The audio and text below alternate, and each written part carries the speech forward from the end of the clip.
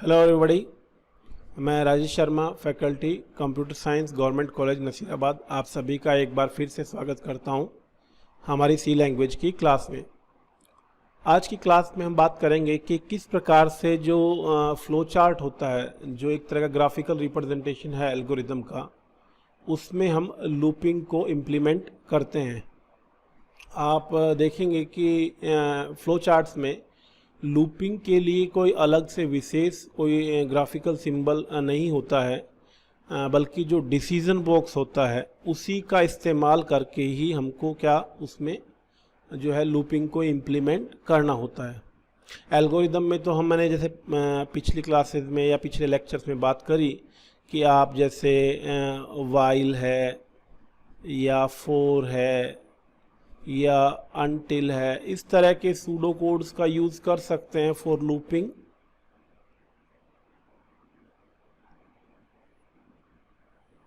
इन algorithms, लेकिन यहाँ पे चूंकि ग्राफिकल सिंबल या पूरा पिक्चर रिप्रेजेंटेशन होता है आपका फ्लो चार्ट्स में, तो यहाँ पे जो आपका डिसीजन बॉक्स या जो डायमंड होता है उसी का इस्तेमाल करके ही हमको जो है वो लूपिंग को इम्प्लीमेंट करना होता है। अब इसमें हम क्या करते हैं कि जनरली जो आपका लूपिंग है उसके लिए जैसे हम यहाँ पे डिसीजन बॉक्स में कंडीशन लगाते हैं, तो वैसे ही कंडीशन का इस्तेमाल किया जाता है और उसके बाद जो है वो आपका जो कंडीशन चेक होने के बाद वहाँ पे फ्लो को हम जो है वो वापस से ऊपर की तरफ डाइवर्ट कर देते हैं, या उसमें हम ये भी कर सकते हैं कि आपका नीचे की तरफ भी हो सकता है।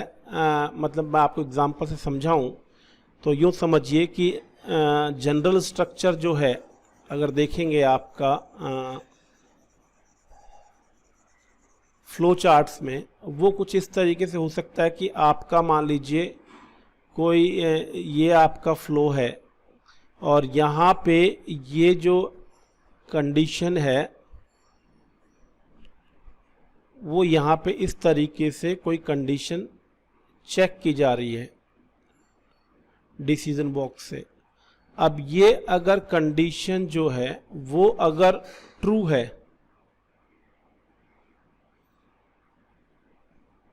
मतलब ट्रू या फॉल्स कोई एक आप तय कर सकते हैं, डिपेंड्स कि आप पॉजिटिव लूप या नेगेटिव लूप किस तरीके से क्रिएट करना चाहते हैं। बट एक पर्टिकुलर केस में आप कंट्रोल को वापस ऊपर भेज देते हैं और फॉल्स होने पे आप जो है नीचे की तरफ जो है वो कंट्रोल को डाइवर्ट करते हैं। मतलब अगर आप देखेंगे तो यहाँ जो बीच में जो भी आपके स्टेटमेंट्स आएंगे जो आपने वापस ऊपर फ्लो भेजा है उससे लेके कंडीशन तक, वो आपका बार बार जो है वो एग्जीक्यूट होगा जब तक ये कंडीशन ट्रू है। क्योंकि आप देखेंगे कि ये फ्लो यहाँ चलेगा, देन नीचे आएगा और कंडीशन जो है वो चेक होगी, वो ट्रू होगी तो वापस से ऊपर कंट्रोल जाएगा, फिर आपकी ये स्टेटमेंट्स एग्जीक्यूट होंगी, देन कंडीशन चेक होगी, ट्रू होगा, फिर कंट्रोल ऊपर जाएगा। तो इस तरीके से बार बार ये आपका जो है ये भी जो भी ब्लॉक होगा या जो भी स्टेटमेंट्स होंगी वो आपके बार बार जो है वो एग्जीक्यूट होती रहेंगी जब तक कि आपकी कंडीशन ट्रू रहेगी। और ये आप अपनी आवश्यकता अनुसार जो है वो उल्टा भी कर सकते हैं। मतलब आप चाहें तो फॉल्स के केस में जो है वो कंट्रोल है उसको ऊपर आप जो है वो डाइवर्ट करते रहें, और ट्रू के केस में आप ये जो है वो आप बाहर जो है वो आप जो है लूप से बाहर आ जाए। मतलब एक तरीके से ये आपका नेक्स्ट इटरेशन के लिए वापस ऊपर कंट्रोल जा रहा है और लूप से बाहर आने के लिए दूसरा जो है उसका ब्रांच उसका इस्तेमाल किया जाता है। और ये जनरली जो है वो आपका जो कंडीशन चेक करने वाला पार्ट है वो कंट्रोल को लूपिंग के लिए ऊपर की तरफ भी भेज सकता है और इसका उल्टा भी हो सकता है। उल्टा इन द सेंस कि अगर मान लीजिए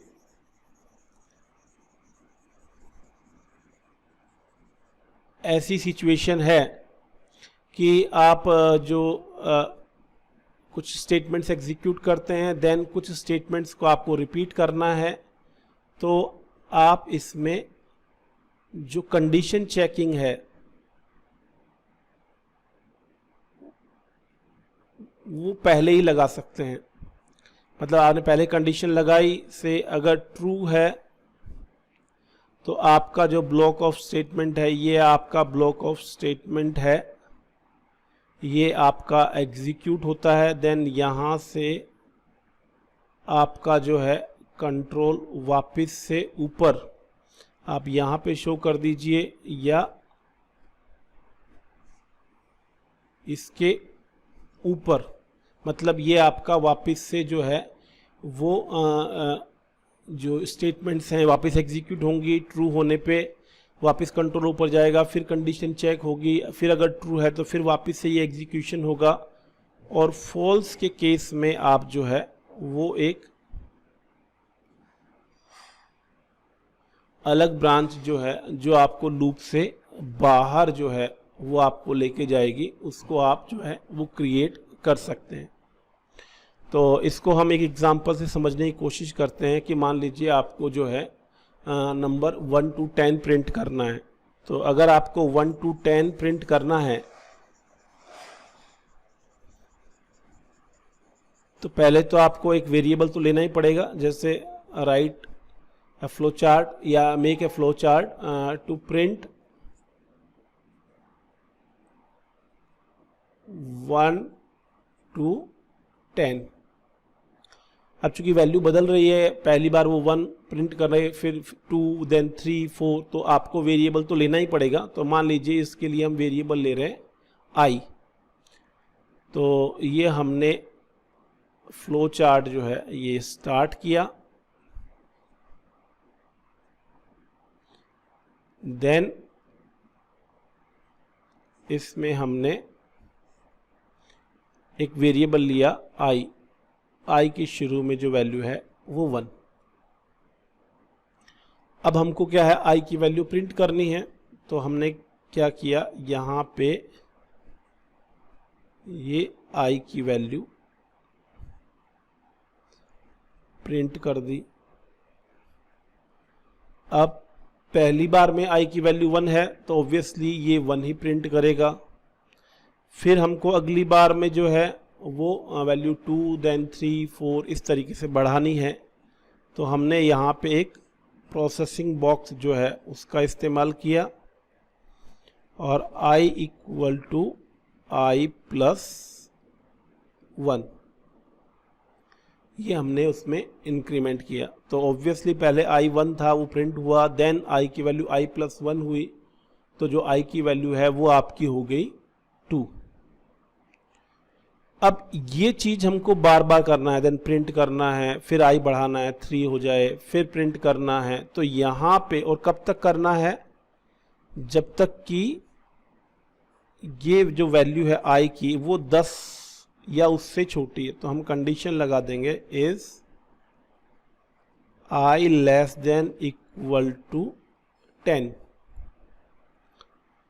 अब यहाँ पे अगर ये कंडीशन आपकी ट्रू है, यस, तो देन अगेन हम चाहेंगे कि ये आपका वैल्यू प्रिंट करे, देन i को इंक्रीमेंट करे। और i को तो हर बार आपको इंक्रीमेंट करना ही है, क्योंकि आपको वैल्यू जो है वो एक एक करके बढ़ाते रहना है और उसी से वो 10 तक पहुंचेगा। देन उसके बाद जब 11 पे आएगा, जैसे i इक्वल टू यहाँ पे आपका 1 है, 1 प्रिंट हुआ, देन यहाँ 2 हुआ, फिर ऊपर जाए condition 2 is less than equal to 10, आपका जो है कंडीशन जो है वो ट्रू है, फिर कंट्रोल ऊपर जाएगा, प्रिंट करेगा। तो प्रिंट क्या होगा आपका 2, देन i की वैल्यू क्या होगी आपकी i प्लस 1 3, देन कंट्रोल ऊपर जाएगा, फिर प्रिंट होगा 3, फिर i प्लस 1 ये 4, फिर ऊपर जाएगा। तो इस तरीके से जो है वो आपका ये कंट्रोल बार बार ऊपर जाएगा i की वैल्यू बढ़ाने के बाद,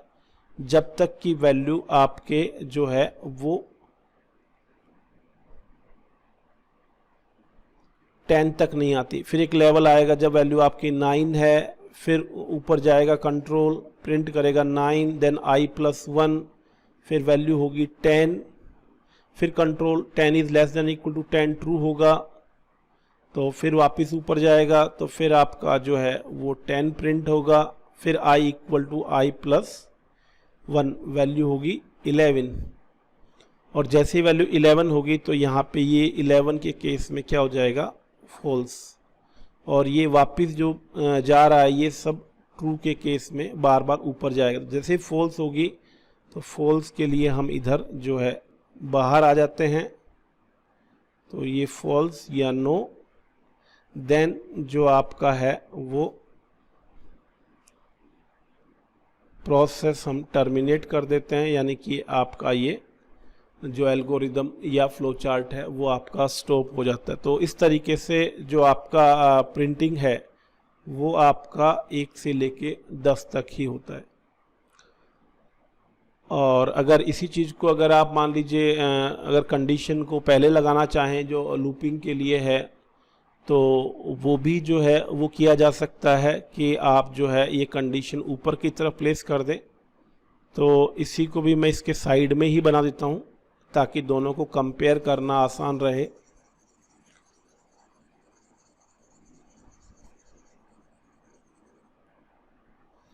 तो जैसे यहाँ पे आपने स्टार्ट किया, देन आपने i इक्वल टू 1 किया। अब यहीं पे आपने कंडीशन जो है वो चेक कर ली पहले ही कि आपका जो है वो क्या i की वैल्यू 10 या उससे छोटी है क्या। अब ये कंडीशन जब चेक हो गई तो i शुरू में 1 ही रखा हमने, तो वो तो ऑब्वियसली ट्रू ही होगा। तो अगर ट्रू है तो हमने यहाँ पे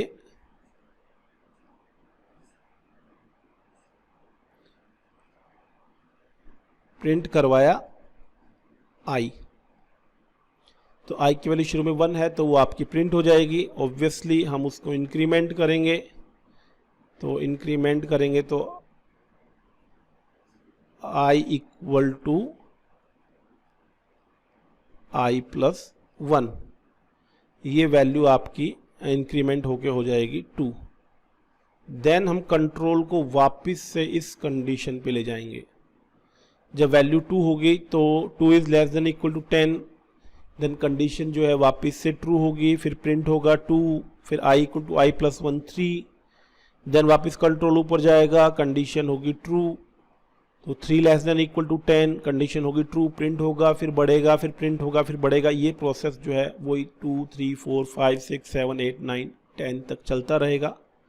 जब 10 प्रिंट हो जाएगा उसके बाद जैसे ही वैल्यू जो है आपकी i equal to i plus 1 यानी कि 11 होगी तो ये कंडीशन फॉल्स हो जाएगी। तो फॉल्स मतलब जब आपका ये काउंट जो है वो आपका 10 से बड़ा हो जाएगा। तो फॉल्स के केस में हम क्या करेंगे, इस कंट्रोल को स्टॉप पे ले जाएंगे।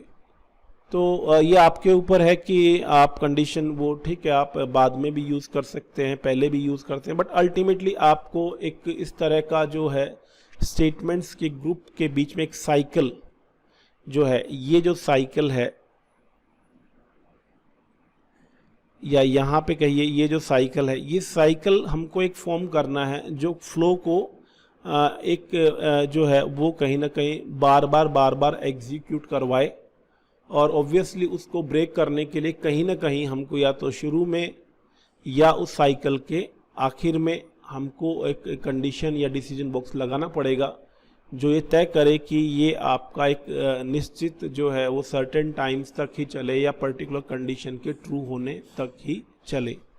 तो इस तरीके से फ्लो चार्ट में जो है हम डिसीजन जो है बॉक्स या आपका डायमंड कहिए उसका इस्तेमाल करके और साथ में जो फ्लो है, फ्लो को बार बार रोटेट करके जो है वो हम कहीं ना कहीं लूपिंग को इम्प्लीमेंट कर सकते हैं। तो ये इस प्रकार से जो है वो हमने देखा आज की किस तरीके से हम लूपिंग स्टेटमेंट्स को फ्लो चार्ट्स में इम्प्लीमेंट कर सकते हैं। तो आज की क्लास में इतना ही। आपका लेक्चर देखने के लिए बहुत बहुत धन्यवाद। Thank you.